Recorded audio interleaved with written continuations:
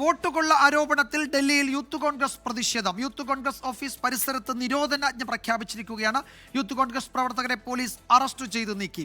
അജീഷ് ജയകുമാർ വിവരങ്ങൾ നൽകും ഡൽഹിയിൽ നിന്ന്. അജീഷ്, യൂത്ത് കോൺഗ്രസ് പ്രവർത്തകരുടെ പ്രതിഷേധം അവസാനിച്ചോ? മുഴുവൻ ആളുകളെയും അറസ്റ്റ് ചെയ്ത് നീക്കിയോ?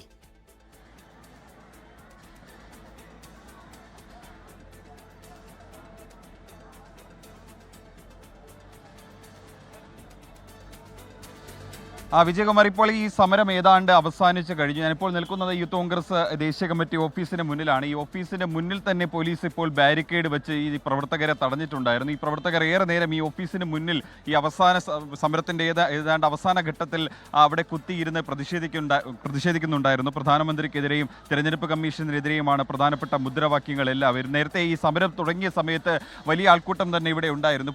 കനത്ത സുരക്ഷ തന്നെയായിരുന്നു പോലീസ് ഇതിന് ചുറ്റുമൊരുക്കിയിരുന്നത്. ഇതിന്റെ ഓഫീസിന്റെ 3 സൈഡിലും ബാരിക്കേഡ് വെച്ച് ഈ പ്രവർത്തകരെ തടഞ്ഞു. പുറത്തുനിന്ന് അകത്തേക്കോ അകത്തുനിന്ന് പുറത്തേക്ക് പോലും പ്രവർത്തകരെ പോകാൻ അനുവദിച്ചിരുന്നില്ല. മാത്രമല്ല, ഈ സമരം തുടങ്ങുന്നതിന് മുൻപ് തന്നെ പോലീസ് യൂത്ത് കോൺഗ്രസ് പ്രവർത്തകരെ ചിലരെ അറസ്റ്റ് ചെയ്ത് ബസ്സിൽ കയറ്റി കൊണ്ടുപോവുകയും ചെയ്തു. അങ്ങനെ വലിയ ശക്തമായ സമരം തന്നെയായിരുന്നു ഈ വോട്ട് കൊള്ളക്കെതിരെ യൂത്ത് കോൺഗ്രസ് ഇന്നിവിടെ ദേശീയ അധ്യക്ഷന്റെ നേതൃത്വത്തിൽ നടത്തിയത്. പിന്നീട് ഈ അക്രമാസക്തമാവുകയായിരുന്നു. പോലീസുമായി ഉന്തും തള്ളും ഉണ്ടാവുകയും ബാരിക്കേഡ് മറിച്ചിടാൻ ശ്രമിക്കുകയും അതിന് മുകളിലൂടെ ചാടിക്കടക്കാൻ പ്രവർത്തകർ ശ്രമിക്കുകയും ചെയ്തു.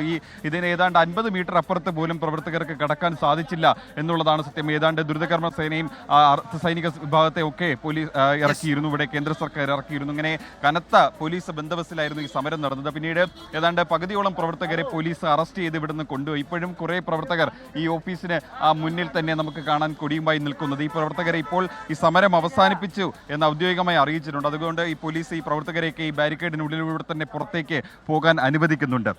വിജയകുമാർ. യെസ്, അജീഷ് ജയകുമാറാണ് വിവരങ്ങൾ നൽകിയത് ഡൽഹിയിൽ നിന്ന്. ലോകത്തെവിടെയായാലും ഏത് സമയത്തും 24 വാർത്തകളും ഓഗ്മെന്റഡ് റിയാലിറ്റി പാക്കേജുകളും എക്സ്പ്ലെയിനറുകളും വിശദമായി കാണാൻ ഞങ്ങളുടെ യൂട്യൂബ് ചാനൽ നിങ്ങൾക്ക് സബ്സ്ക്രൈബ് ചെയ്യാം.